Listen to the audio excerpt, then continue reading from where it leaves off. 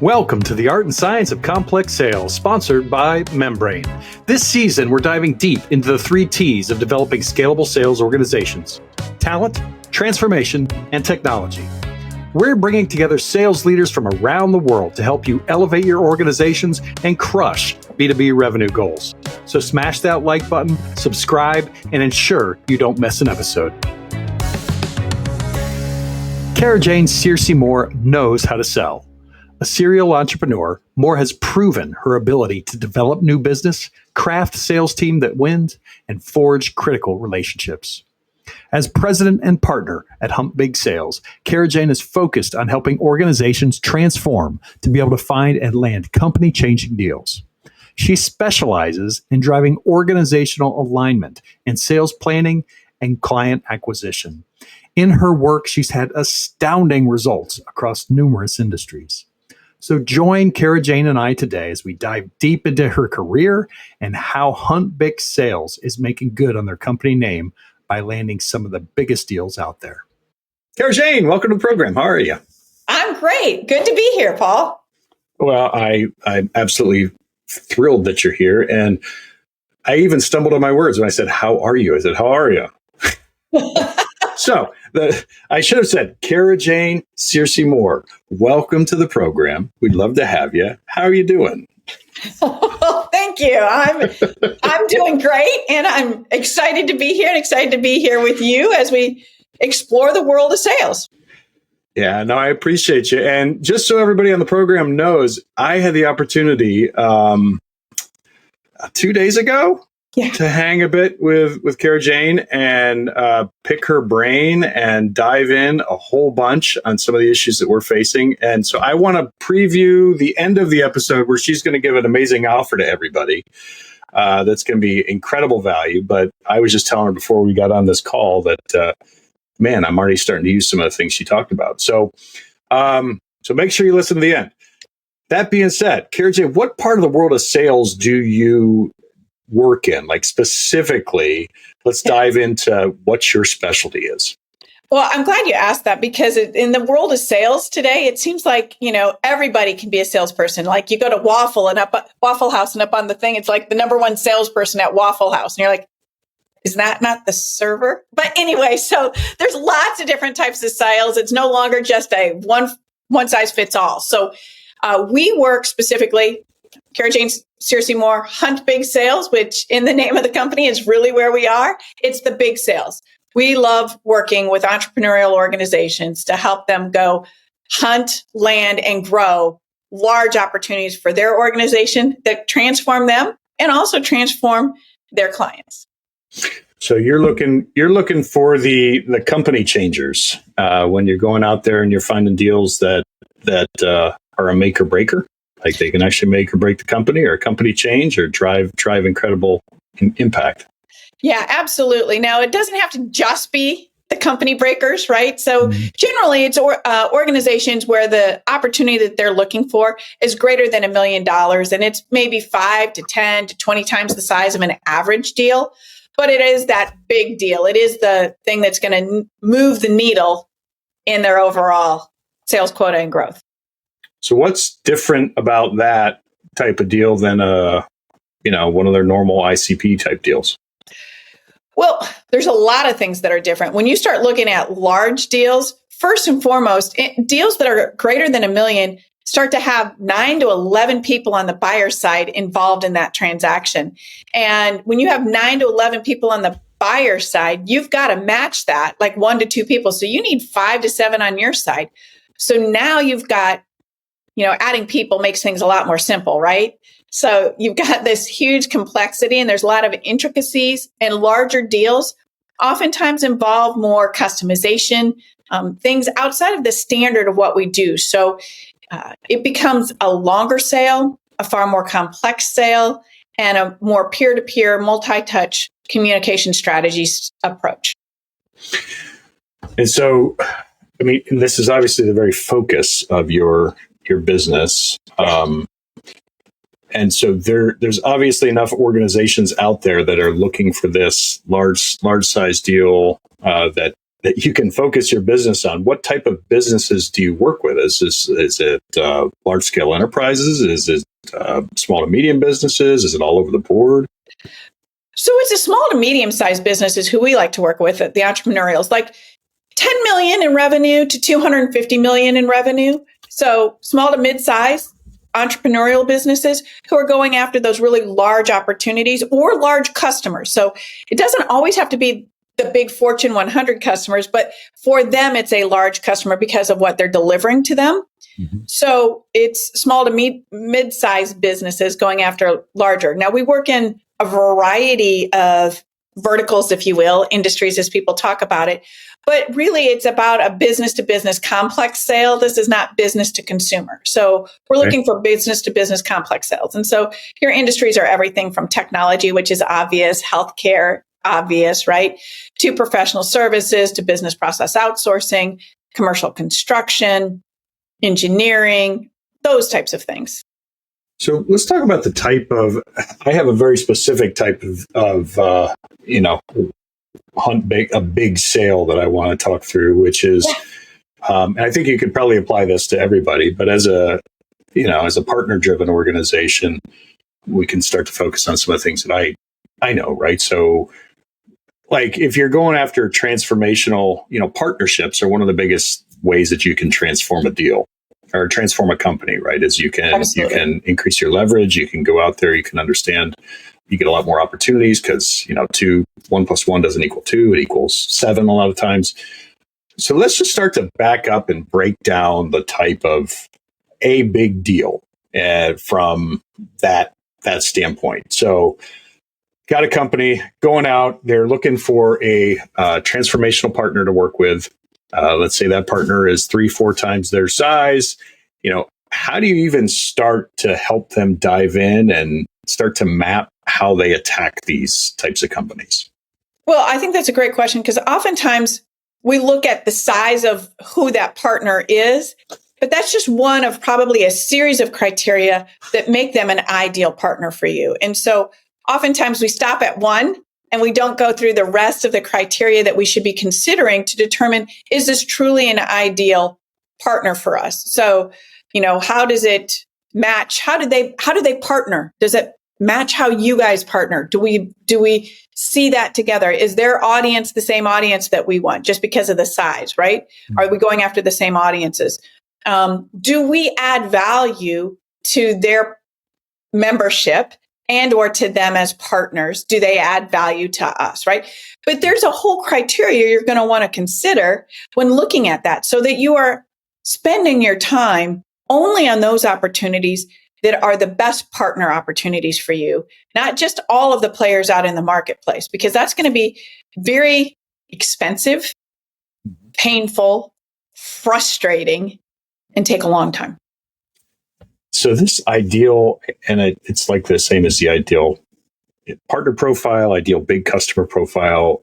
How much time and energy and effort do you take in drawing that out of a company? Because that seems to be like, you could gloss over that and say, yeah, we have an idea. We have an ICP. Yeah, it's this, and this. I have my five demographics. How much time do you need to spend on these big deals and really truly driving into that ideal partner profile, ideal customer profile at a large level?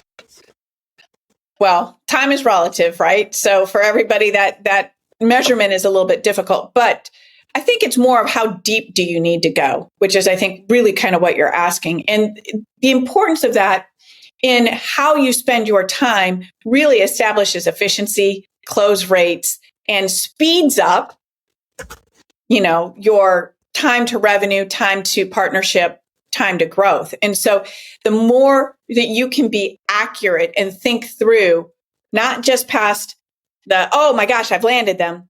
What is it going to look like to partner with them? If we partner with them, how are we going to reach through them to their base of people? How then would they come back to us? How to think all the way through the 360 on that? And why would they want to partner with you? Not just because you have a great offering, right? Or even a ancillary or synergistic offering, but what specifically are you bringing to the table for them to partner with you that makes it valuable for them to talk to you? So getting all the way deep into what does that partnership look like, not just today, but a year from now, 2 years from now, and the long-term value proposition of that, or an ICP, same thing, right? Saves you an enormous amount of time by doing that up front, so that you're only going after that small percentage of the marketplace that really matches what you're trying to accomplish. So we're doing a lot of investment on the upfront to understand this ICP or IPP, right? Yes. The depth of that is I really want to understand, like, how deep do you need to start going with an organization to ensure that this upfront, in your own internal organization, ensure that this upfront work pays off on the end rate in terms of higher close rates with these big deals and the actual right people that you're working with. Does that question make sense? Yeah, it makes a lot of sense. When we work with our clients, I want all of leadership there. So I want to operate, everybody thinks it's just sales, or it's sales and maybe the CEO. I want sales. I want finance. I want operations. I want quality. I want marketing. I want legal. I want all of leadership there to dig into the ICP, because in the ICP, or the partner, to your point, impacts the entire organization, and it impacts the strategy by which we're going to go to market, who we want to go to market with, why we want to do that. And so everybody is going to touch that relationship or that partner, and they have to be bought into how it impacts them, what works best for them in their processes and systems, what doesn't work best, so that when sales, and I know no one's had this problem, brings a great partner or great client to the table, somebody else in the organization goes, wait, stop. We don't want to do that. We don't want to do that work. By bringing it all together up front, to your point, you're investing a lot of time. You get everybody's buy-in up front. Then they're all invested in the landing of those opportunities, which makes some internal alignment critical. But when we do that, and with our clients, and especially on large opportunities, we set this up in such a way that we get consistently a greater than 50% close rate. Because large deals cost time and a lot of money, and a lot of the executive leadership's time.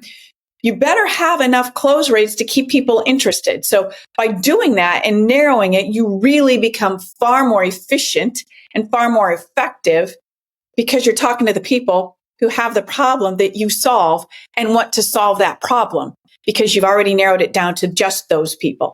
So do you have a proprietary method, or do you have a way to start to dive into this large deal ICP or IPP that you just start to unpack and unravel this once you get a group of executives in the room? Because I know, quite frankly, when you get a group of executives in the room that have all different competing interests, especially in really fast moving, want to be high growth companies, you're not always seeing the same thing. You're not seeing the same thing, and you're not having the same, it's tough to do.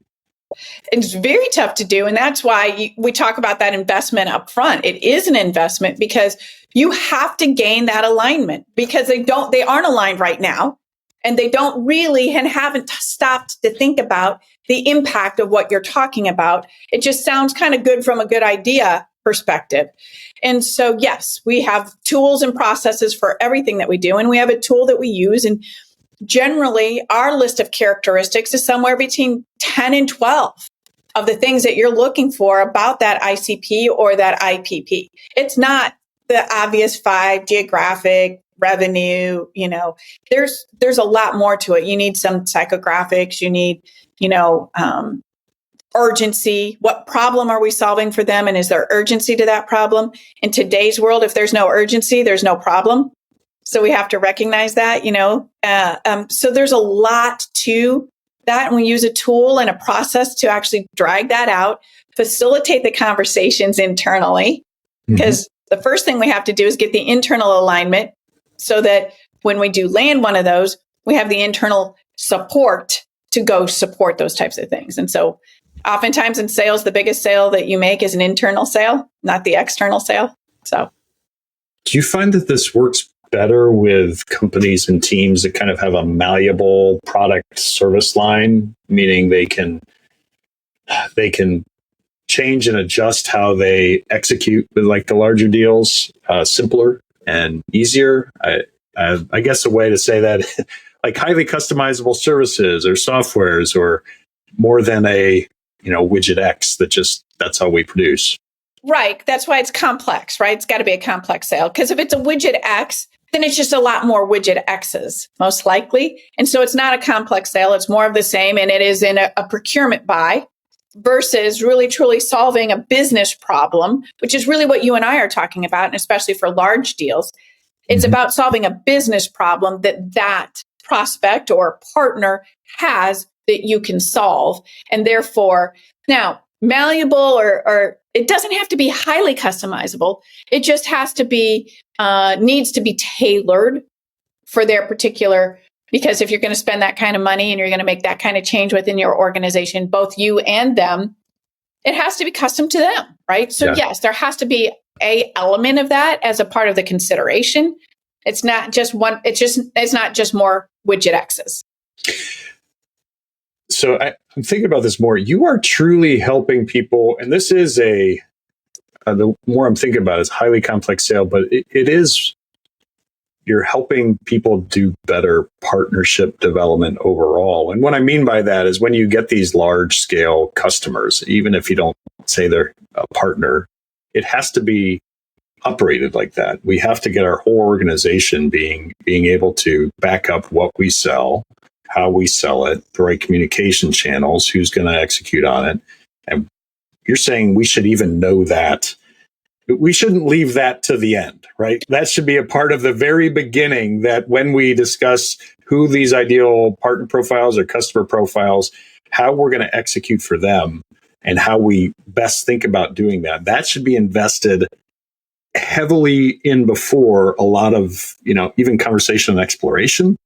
Absolutely. Well, you should know your marketplace, right? I mean, for us to get started and to try to go after those large opportunities, we should understand the marketplace. We should understand the business problems that they have at the level that we solve those business problems in the language that they use. So there is some information that is necessary about the marketplace. So you should know if at that level they're looking to customize it. So I was talking to a software company who was thinking that they were just going to install some software inside an organization. And as a large organization, the larger organizations want it white labeled, right? So that they can put their own label on it. And this group didn't want a white label. Okay, well, then that's one of the criteria that you go, I don't want organizations that want to white label my technology. I want organizations that want to use my technology to facilitate their outcomes, but it doesn't have to be white labeled to them. Or I have people that make manufactured meats, and the grocery stores want to white label it. Like, I don't know if you've been to Kroger lately, but like everything is a Kroger brand, right? Yep. Well, it's not really Kroger, right? But they've got major brands that are white labeling through them and packaging. Well, if you don't want a white label, then you have to have that up front as part of the ICP, if you will. If this is how they buy at this level for these things, these are not the right players for us because we're not willing to do that. So yes, that's why we think all the way through it, so that we know what we're trying to do. Now, some of this stuff, you're not going to know all those answers. So it's a start. You lay out what you want. You go into the marketplace, and maybe you have to have some iterative conversations as you learn and grow in those larger deals. So that feedback loop and that deal team is absolutely critical on that.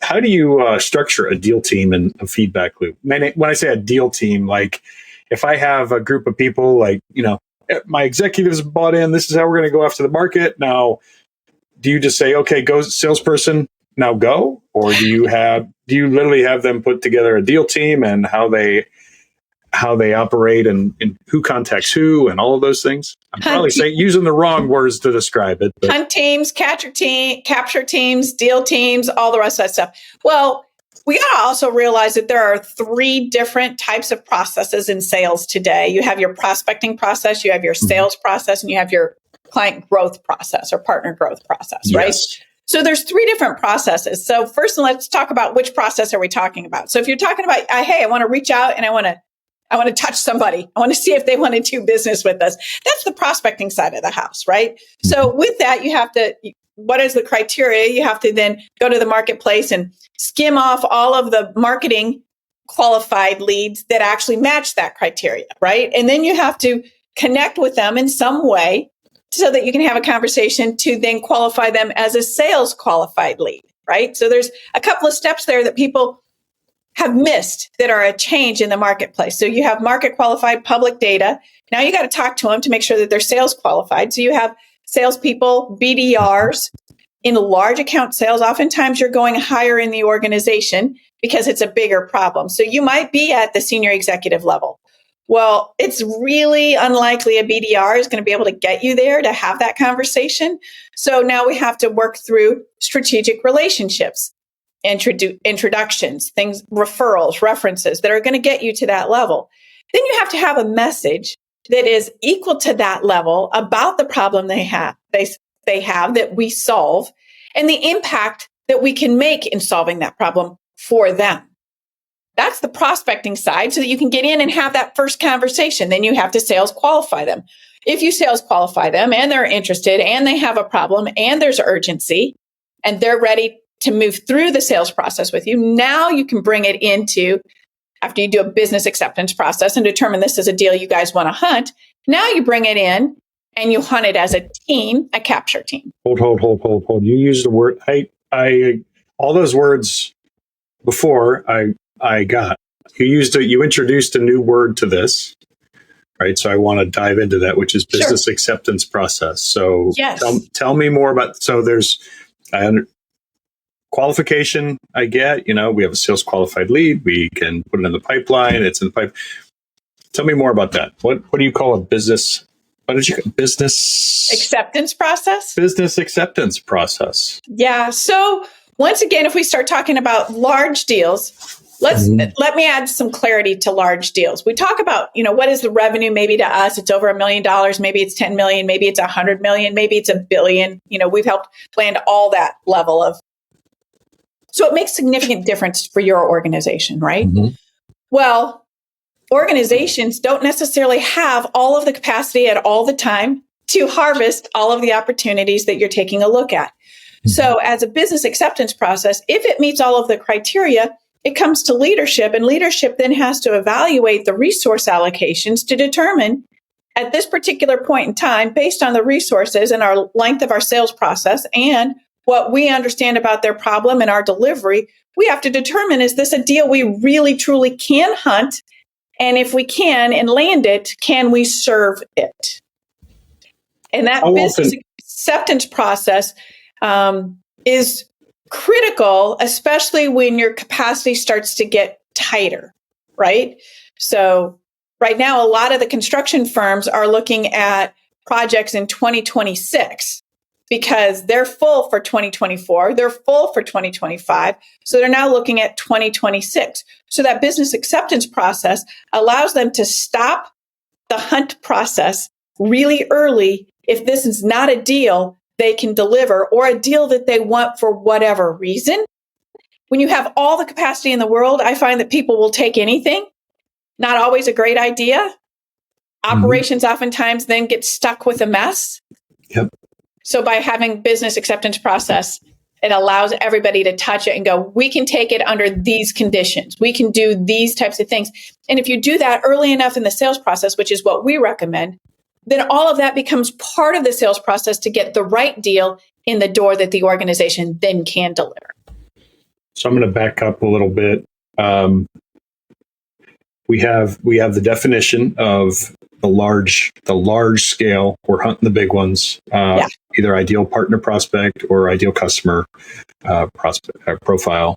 You have then the method by which we're going to you define the method by which we're going to reach out and touch someone, which is normal, right? That prospecting method and qualification method to sales qualified lead. You advocate very early on in a stage that we have this business qualification process, essentially when it is a large scale business deal.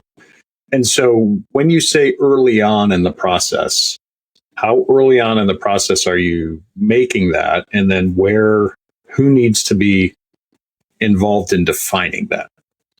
Is that one of the things you're starting way at the ideal customer, like your first workshops, you're saying, okay, everybody, what type of business we want to get in, or who needs to be involved? Yeah. So when you start to define your ideal customer, right, we are actually defining what are the qualifications that make a deal a solid deal for us, right? Mm-hmm. Yeah. So we have that up front. But when you actually bring deals, I'm sure everybody's been here, they don't all look exactly perfect to the thing that you've put together, right? Mm-hmm. And so and especially in large deals, there's always some sort of nuance, shift, change, whatever. Some of it you're going to know up front and you can make decisions on right away. Some of it you aren't going to know until you go further into the sales process. Like maybe their terms and conditions in this particular situation are way outside of what you're comfortable with. But the business acceptance process is early enough where you've decided, you've gone through the marketing qualified. Mm-hmm. You're at sales qualified. You've qualified it sales wise. You probably haven't brought a hunt team in yet. You're still having the conversation. At sales qualified, you should understand that they have the problem that you solve. What is the size of the problem? What do they view success to look like? And kind of, do they understand the investment required to solve that problem? All of that data is going to let you know what type of solution are we going to provide. Once again, we probably already have a very clear picture of our solutions. It's just going to be nuanced and tailored. So you're going to know enough information that your executive team can sit down, and each company that I've worked with has a variety of different people, but generally it's sales leadership, CFO, CEO, COO, or people that represent those departments to go, is this a deal that we can do? Can we do it in the time frame that is at least presented at this point in time, right? Is there investments and resources that we need to attract or to acquire in order to hunt it or in order to deliver it? And all of those things take money and time. And so do we have what is required to make this happen? And that's who's involved. That's about when it's involved. And that's about why you have to do that. You're choosing to double down on the hunt or to get out with that process. How often do people have semblances of this in place when you walk in, or do they ever? I've had some that have a go, no-go process that is far less defined. And so in the go, no-go process that is not defined, what ends up happening is the sales department never knows, is this going to be a good deal or not a good deal, because there isn't a criteria by which they can bring a solid deal to the table. And when that happens, then all of a sudden your sales department becomes very demotivated because they don't have any clarity. So you're driving them crazy by, yes, this will take this, no, we won't take that, etc. Where we can go, okay, this is a solid deal. And then if the answer is no, the answer is no because we're booked and I don't have the resources and I can't hire and train enough resources to deliver this at this point in time. And so the no is a logical no. It's no, not because I just didn't feel like it today, which is where sometimes the no go answers feel very subjective versus objective. Yeah, and I've been a part of those situations before, right? Being on the front end and bringing in a high one end, and you get the feeling of a frazzled COO that's like, oh, I just can't take this in right now, and the salesperson's like, what the hell, I just worked my ass off. Yeah, I just worked my ass off to bring this to the table, and now you're telling me what? So that business acceptance process really seems like it's a must for deals of this type. It really has to be, because here's the other thing. On large deals, you're also putting your brand out there to some extent, right? And so you don't want to get too far into the sales process and go, oops, just kidding. I'm going to waste all of your team's time and all of your team's talent and all of my team's time and all of my team's talent, and I can't go do this. That is not going to go well and isn't going to play well We try to treat the world as if it's a big world, but actually there's a lot of small ecosystems. And so it's really important that those decisions are made early enough that we aren't doing brand damage by taking people through a sales process and then stepping out. Yeah, you are just narrowing, and forcing choice at every step of the way. That's what it sounds like, which is... With confidence, though. It's not, I'm going to just bet and hope, because if we do it that way, I find, as an entrepreneur myself, and and knowing a lot of entrepreneurs, that just betting and hope, they'll still go after everything. So we have to have that very set picture of what is a great opportunity, and with confidence knowing that that's who we want to go after. And if it doesn't look like this, we're going to let it go, because the world is abundant instead of scarcity, right? And so having the clarity between the two of those allows you to have confidence that if you follow the process, you're going to land greater than 50% of the time those opportunities that you are ideally suited for. Well, and you used a term with me the other day. I'm pretty sure it was you. I think you said clarity equals energy. Creates energy, yes. Creates energy. Clarity creates energy. And so it's interesting because a ton of entrepreneurs have a ton of energy, and in their mind, they have this amazing, all these different use cases that something can be used for, right? But when it actually gets down to how we be clear and drive our organization forward to get those, that's where it sounds like you are coming in and providing and creating energy across the ecosystem, and not just keeping it in the founder's head. Yes, that's exactly the case, because the founders get frustrated because they see everything. They're visionaries, right? But they can operate in a fuzzy world, because as entrepreneurs, they know they have confidence in themselves to be able to make things happen. They have resources, they have access to people, information, data that the rest of the organization doesn't. And so they get frustrated because nobody behind them can see the same thing they can. It's kind of like the Chinese dragon, right? Everybody's seen the Chinese dragon dance and things. The head's moving and the back is trying to follow. Well, that's the same thing with entrepreneurial organizations, right? So the better you can create that clarity of what we're looking for, why we're looking for it, how is that done, that people can go do without your day-to-day answer. You free up the founder to go do and be the visionary, and you allow the organization then to hunt, capture, and implement the larger deals. Thank you. I think that's a great explanation. I need to ask you 3 more questions. Okay. So number 1, how did you get into this? So this is a niche area of sales. I think it's wonderful and it's fantastic the work you're doing, but how did you get into it? So, that's really, it's funny. My brother and I, my business partner is my brother, Tom Searcy, and we grew up in Omaha, Nebraska, which is kind of the headquarters for telemarketing. And so we were on the phones very young. I will tell you, I was on the phones at 14. Oh, wow. Tom was on the phone at 10, selling newspaper subscriptions.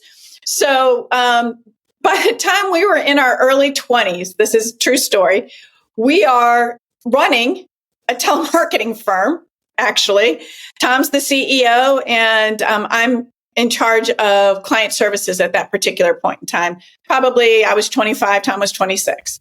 Wow. And we're in front of the senior VP of commercial sales for Citibank, like the guy. And we're at dinner negotiating the next contract, and he's trying to do dollars per hour. And we're saying that's not fair. We want to do it differently. And we shifted the perspective to cost of goods sold, which allowed us to win a multi-million-dollar, multi-year contract with Citibank. And so very early did we understand that it took a different conversation at a different level, solving a different problem that allowed us to grow very rapidly. And so we started that at a very young age. Tom grew 4 different organizations from 0 or less than 10 million to greater than 250 million, all inside 4 years, using these processes and systems that we still teach today. And I went into large account sales for a variety of different groups, everything from healthcare to technology to manufacturing, and then joined Tom. And then I ended up building beach houses and selling those. And then I joined Tom when he started this about 17 years ago. That is so much fun. That is started very, very young. Didn't understand that that's not how you did things. So I just talked to a guy. You'll love this.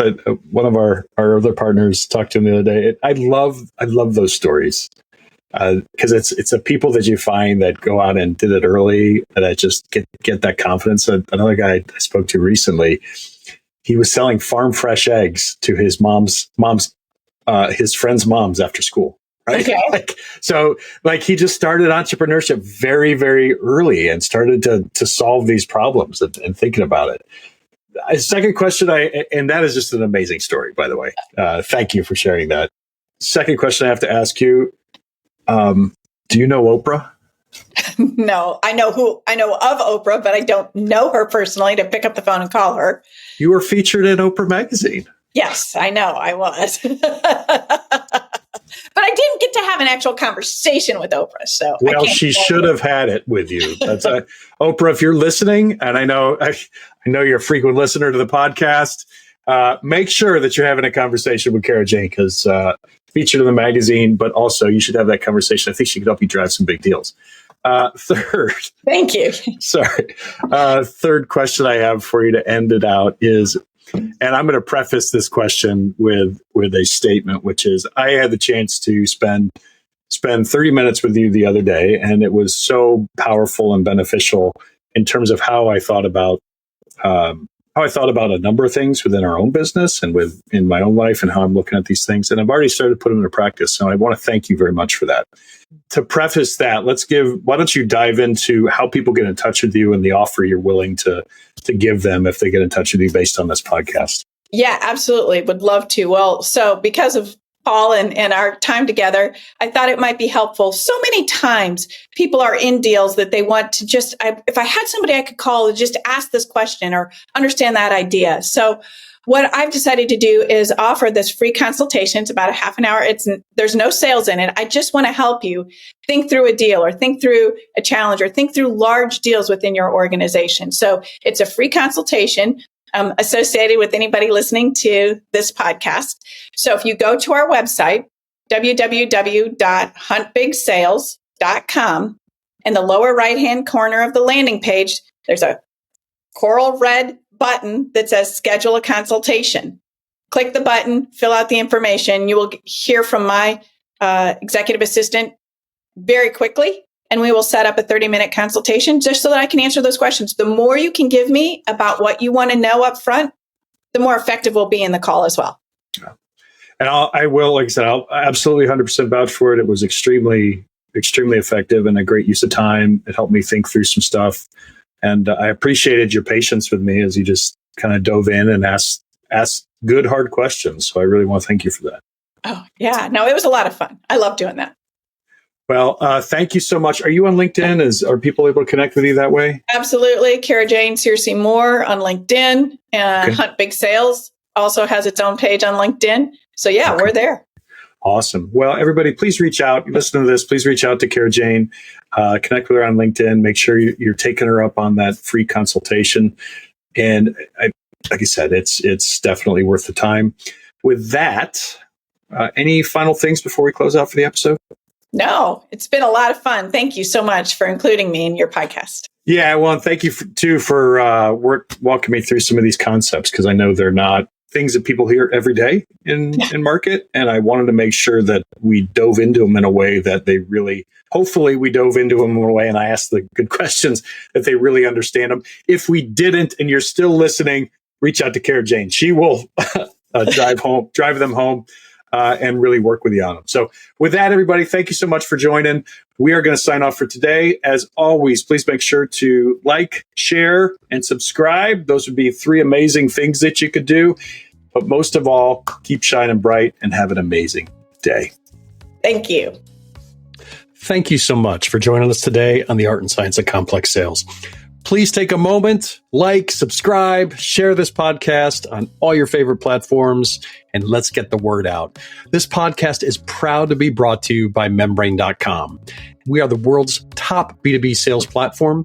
And in the world of B2B sales, with everything from prospecting to business acquisition to managing complex growth, Membrane has the right size technology for your sales team. Our latest innovation, the Coaching Cockpit, empowers your leaders, managers, and team with the information and tools they need to take their skills to the next level and to take advantage of the exponential power of effective sales coaching. With our technology and the top team of sales partners around the world, Membrane is helping to achieve our driving vision. This is, quite simply, elevating the sales profession. To learn more, find us at www.membrane.com. That is membrain.com, or contact us via email at sales@membrane.com. Keep shining bright and have a wonderful day.